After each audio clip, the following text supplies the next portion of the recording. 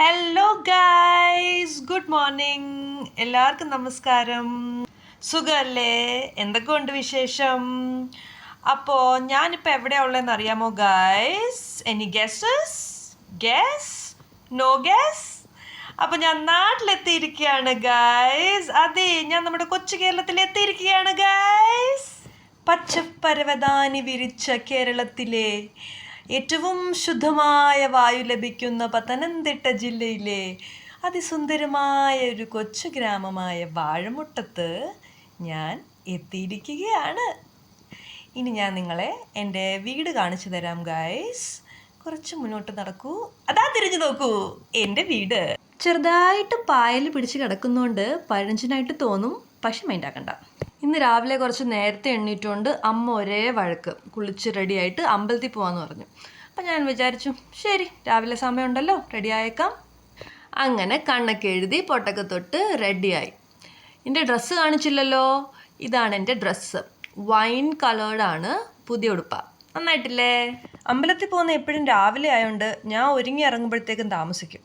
ഒരാൾ രാവിലെ എണ്ണീറ്റ് റെഡിയായി പുറത്ത് പോയി നിൽപ്പുണ്ട്. ആരും വെയിറ്റ് ചെയ്യിക്കുന്നത് പുള്ളിക്കാർക്ക് ഇഷ്ടമല്ല. ഓട്ടോക്കാരൻ വെയിറ്റ് ചെയ്യുന്നെന്ന് പറഞ്ഞ് വിഷമിച്ചുകൊണ്ടിരിക്കുക. ഹായ് പറ. അങ്ങനെ നമ്മൾ ഓട്ടോയിലാണ് അമ്പലത്തിൽ പോകുന്നത്. ദേ അനിതാപ്രസാദ് അടുത്തുണ്ട്.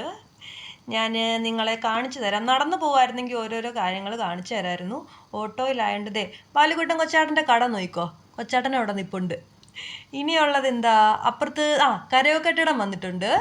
ഇതാണ് നമ്മുടെ കരയോ കെട്ടിടം. ഇത് രണ്ട് സാധനങ്ങളെ ഇപ്പോൾ കാണിച്ചു തരാനുള്ള നിവർത്തിയുള്ളൂ. അങ്ങനെ നമ്മൾ അമ്പലത്തിലെത്തി. ഇതാണ് നമ്മുടെ അമ്പലം. വാഴമുട്ടത്തെ ശ്രീ മഹാവിഷ്ണു ക്ഷേത്രത്തിലാണ് നമ്മളിപ്പോൾ എത്തിയിരിക്കുന്നത്.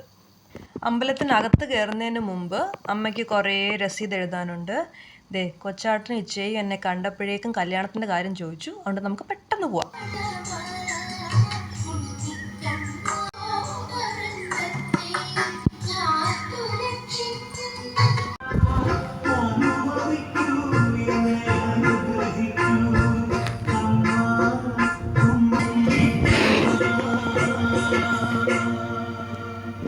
അങ്ങനെ ക്ഷേത്ര ദർശനമൊക്കെ കഴിഞ്ഞ് പ്രാർത്ഥനയൊക്കെ കഴിഞ്ഞ് നമ്മൾ പുറത്തോട്ട് ഇറങ്ങുകയാണ്.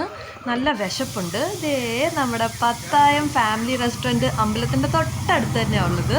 പത്തായം ഫാമിലി റെസ്റ്റോറൻറ്റിൽ എന്താണ് കഴിക്കാനുള്ളതെന്ന് നോക്കിയാലോ.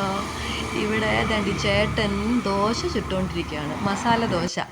അപ്പോൾ ഒരു മസാല ദോശ ആവാം. എനിക്ക് മസാല ദോശയും അമ്മയ്ക്ക് അപ്പം മുട്ടക്കറി. അങ്ങനെ ഞങ്ങൾ അമ്പലത്തിലും പോയി ബ്രേക്ക്ഫാസ്റ്റ് വാങ്ങിച്ചിട്ട് വീട്ടിൽ പോവാം. അപ്പോൾ പോട്ടെ, ടാറ്റാ.